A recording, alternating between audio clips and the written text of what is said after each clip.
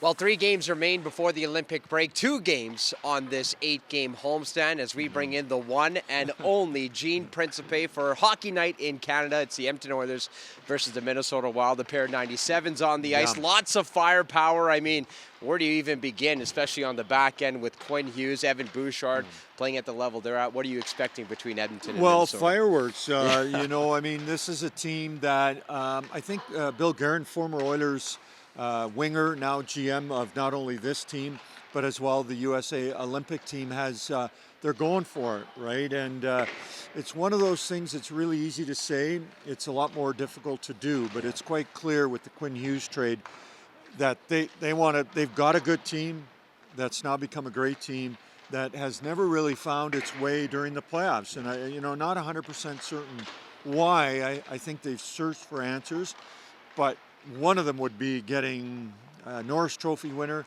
and a guy who can make a difference, especially in the playoffs, and is motivated to come to a team that has a chance to get something done.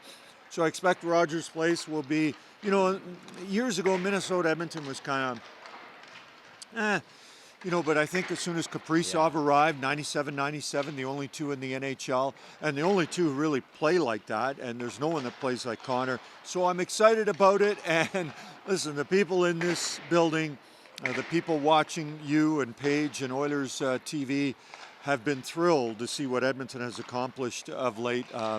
Not great starts, but unbelievable finishes and entertaining. So that's what I expect more of tonight. Well, it's Krill the Thrill who will be giving the Oilers a handful here tonight, as well as Quinn Hughes. Quinn Hughes has 27 points in 23 games since joining the Wild back a few weeks back, or almost a couple of months back. Yeah, it's been now. a while now. It's been a while now, yes. But for the Oilers, they've been getting it done offensively. When asked about what he likes most about his game, head coach Chris Knobloch said this morning that the goal scoring is there. And Leon Draisaitl has been in this front and center of it. Yes, we've had back-to-back defensemen recording hat tricks. They stole all the headlines. McDavid 5 assists that game. But Draisaitl, Gene, has put up 10 points in his last 3 games. He's starting to find his mojo a little bit. Well, you know, I feel like right now when we talk about Leon, I have to at least address the personal leave that he was on. And, you know, he's back, but that doesn't mean everything's okay.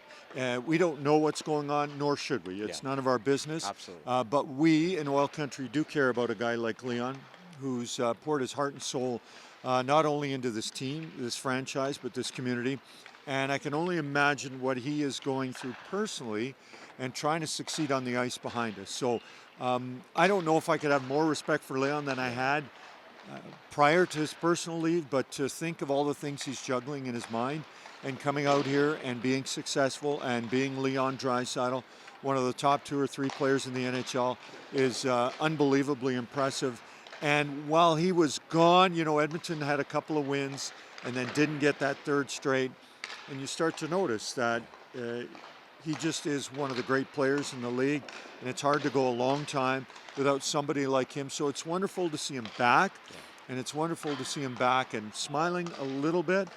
He joked about the Olympics, and if Connor McDavid were to match up against him, what would it be? It'd be scary for him. So to me, that's a sign that he is dealing with what he has to deal with and still forging ahead and trying to enjoy the great moments that he has as a member of this community. And so I look forward to seeing him because he's right there with the 2 97s that'll be on the ice tonight, and wonderful guy who's got a fantastic opportunity, especially if he's the flag bearer for Germany. I mean, I hope he makes it. Would be great to see. It would be a wonderful story. There's so many great athletes, as he said, and it's just an honor to be considered one of the final 3 on the men's side with 3 women on the other side. I love when we had Josh Szymanski here, as well as hearing from other Germans, how much they're looking forward to playing with Leon Draisaitl, because just the pedestal he's on in Germany it's so well-deserved. Yeah, well-deserved. We've been to Germany. My wife is German. V. Gates, how are you? So I feel like I'm an honorary German. I enjoy my schnitzel with pommes frites, which is French fries. Oh, they're great. And so to see Leon have that kind of success, I've been back there for the Euros in 2024, the soccer championships, and you know, I got off what would be their LRT in Berlin, going to a match between Italy and Switzerland, and this guy goes, "Hey, are you Gene Principe?" No. And my daughter was like, "Wow, like you're recognizing Germany." Mr. Worldwide Well, over here. and why? Because of Leon, right? Because of Because Germans all over the world are watching Leon. So I think it's fantastic. Leon has done so much for the game of hockey, and so much for the game of hockey in Germany, that you have the Josh Szymanskis that are coming up, and Tim Stützle and JJ Peterka. I mean, Germany, they may not be as deep, of course, as Canada and the U.S., but they've got a lot of good players as well. I don't think it was just because of Leon. Obviously, it goes to the work that you do on Sportsnet And and longevity. Hockey Night in Longevity Canada. helps too, buddy. It's a face that we're familiar with and one that we all love, Gene. Now, one other question. You talk about credit. Let's give credit to the Oilers defensemen, because as of late, they're contributing on the back end. Lots of goals, lots of points. What do you like from this mixture right now, Gene, that's allowing them to find success? Well, you asked Darnell about it, and Darnell's been through everything as an Edmonton Oiler. You know, the rebuild, attempting to get to the level that they're at now. So I find Darnell, for me, is a great guy to go to ask about the team, and even greater to ask about the defense. And Darnell was wonderful in discussing the success that the team is having as a group on the blue line. And yes, it's hard not to stand out with back-to-back hat tricks from Evan and Matthias, but they are playing, I would say right now, as good as they've played all season. Yes. I think part of that is Jake Wallman's back, and one of the things we've learned, especially with Zach Hyman, because of players back, doesn't mean that they're healthy and at the level they were at prior to the injury. I think Jake is getting there, pretty close to it, and if not right there, and he's just kind of solidified the group. And I mean, they're playing wonderfully.